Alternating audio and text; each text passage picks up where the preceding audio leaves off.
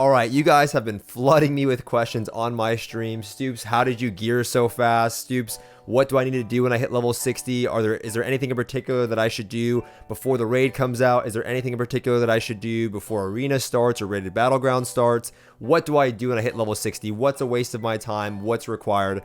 That led me to make today's video, and I'll be covering all of those things in today's video to make your journey a bit easier. But first, a message from our sponsor. This video is sponsored by Opera GX, the first browser designed for gaming enthusiasts and people like me who practically live on the internet. There's so much to cover here, and perhaps my favorite feature is the built-in ad block. So when you're browsing Twitch or YouTube, you won't be getting hit by those pesky forced ads that everyone dislikes so much. And for my testing, this is the first ad block that actually works on the Twitch platform. But I know you guys won't be using any of those on my YouTube videos. Opera GX also has built-in Twitch and Discord integration, so you can stay up to date with all of your favorite streamers like me just by glancing at the side of your webpage, and you can also keep in contact with your friends on Discord as well as platforms like Facebook, WhatsApp, and other messaging applications. Now, the browser also has heavy customization with RGB integration if you're into that sort of thing, and there are different color schemes, accents, and wallpapers to match the layout of your setup, especially for those of you using Razer Chroma.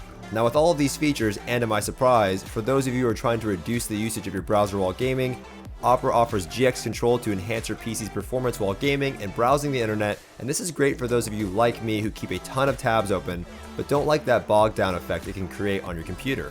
The panel lets you limit your computer's CPU and RAM usage while browsing the internet, which is not something you'll find on a lot of browsers like Chrome, which tend to really hog up RAM usage. Now, it also includes a feature like GX Corner that keeps you up to date with the latest game news, releases, as well as deals that are all easily accessible in one place. There are a ton of other features that you can explore within the browser, like forced dark pages for those of you who hate being blinded in the middle of the night by overly excessive bright pages, as well as the option to offer feedback on a specific feature so they can better improve the browser for your daily use. So for those of you who are looking for a new browser better designed for your daily needs, check the link in the description below so you can start using Opera GX today, and a big thank you to Opera for sponsoring this video. Now, hopping back into the video, the very first thing that you guys want to make sure that you're doing is that you are following your Covenant campaign. Now, if you do not have a Covenant yet, that means that you did not complete every single chapter in each of the zones as you were leveling through them the first time. So as you're leveling through the zones, just because you hit level 60 for the first time doesn't mean that you can choose your Covenant. You need to make sure that you do all of the chapters.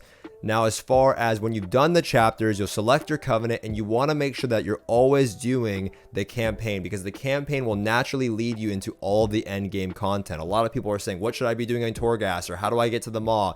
Just follow the Covenant campaign and the game will guide you in the right direction naturally. You'll see here that I need to earn Renown rank 5, 3 is the cap this week, to continue my campaign. So we're done for the week. And if you haven't done that yet, do that, because that will lead you into the Maw, where a lot of questions are being asked. When do I go to the Maw? Should I be doing the Maw every day? Once you've done the introduction quest for the Maw, you'll see some dailies will appear. Now, there's a lot of confusion behind should you be spending all of your time in the Maw every single day.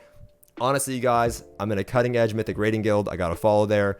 I'm a competitive PvPer. I won't be spending every day in the Maw, because the Maw offers Stygia and Rep. That Stygia and Rep is used to either upgrade your conduits, which is a very RNG based system.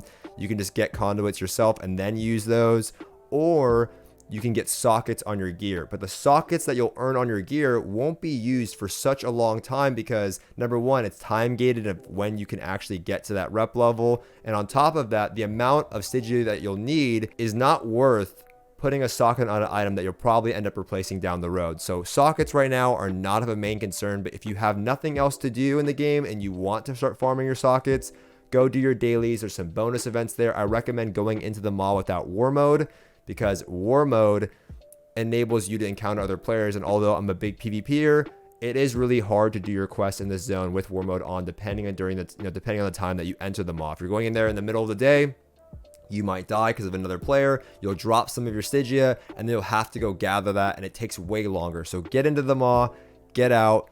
Don't spend all of your time there. Don't go there every day if you don't want to. Just go there once in a while if you have nothing else to do in the game. Now, this is going to lead us to Torghast. When do you do Torghast? Well, again, once you've done your introduction quest to Torghast following your campaign, you'll notice that you'll get a quest to earn 1250 soul ash from Torghast. Now, the cap this week, the week you're watching this video, today is the 26th of November, you can only earn 810 from doing all of the floors that are currently available. You do not need to earn all of that this week. I'll show some footage here of me doing and earning my last little bit, but depending on your gear, your class, it might be more difficult for you to earn 810 Soul Ash. You can make that up next week.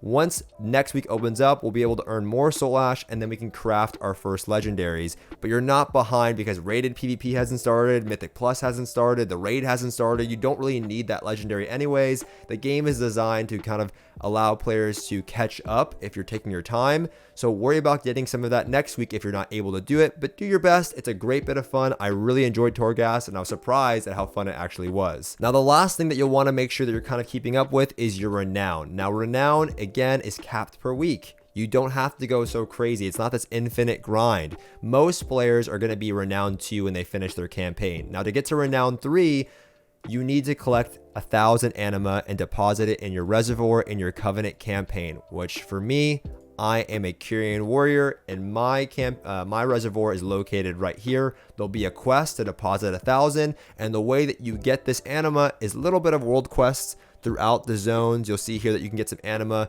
2 stacks of 35, so 70. You need 1,000, but there are also a lot of quests inside of dungeons, as well as a battleground honor quest that give you large amounts. So the battleground quest gives you 500 honor and I believe 250 of that anima. And there's also quests underneath this, the hidden floor underneath the inn in Oribos. We'll try to show some footage here of where you can grab those quests, and they give you a large chunk of anima. There's also a massive quest that's available within Sanguine Depths right before you get in or enter that gives you 750 anima. So doing the world quest was one of the mistakes that I made, but instead of doing these quests, you can just simply do the dungeon quest or the battleground quests, and those will help you a lot faster than doing these small little world quests. And that's it in regards to the systems, all the things that players are saying that you need to do this week and next week before the raid opens up.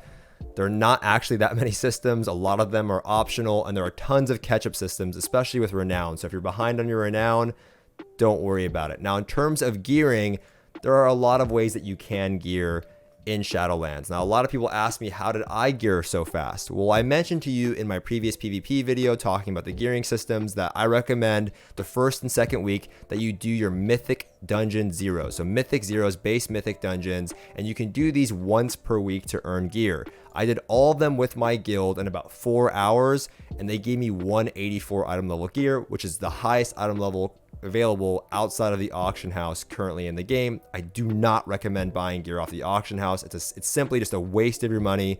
You're going to replace that gear, save your gold for your professions, and helping afford and craft your legendaries. So if you're not able to do Mythic Zeros, I get it. Not everyone has a guild. Not everyone has a group. Not everyone has the time to do Mythic Zeros and organize those. You can simply just do Battlegrounds, which is what I did. So I did my Mythic Zeros, and then all of the rest of my gear came through PvP. You can either do skirmishes or you can do battlegrounds. If you have a buddy and you think you're gonna win a lot of your games doing arena skirmishes, do that. If you're not that confident in winning every game, it's much more efficient to do epic battlegrounds or battlegrounds. And again, there's a quest for battlegrounds as well. Now, that gear can be upgraded to 171 item level, and I'm wearing a ton of it. I have a ring, a trinket, and a sword, a chest piece, and that helped me fill out my gear outside of my Mythic Zeros. If you're not into PvP, that's completely fine. I understand. You can simply just do your heroic dungeons, and that's equivalent to the 171 item level gear. Now, this is going to go on for another week. So again, it's 11/26. You have this Tuesday and then Wednesday reset for the beautiful continent of EU.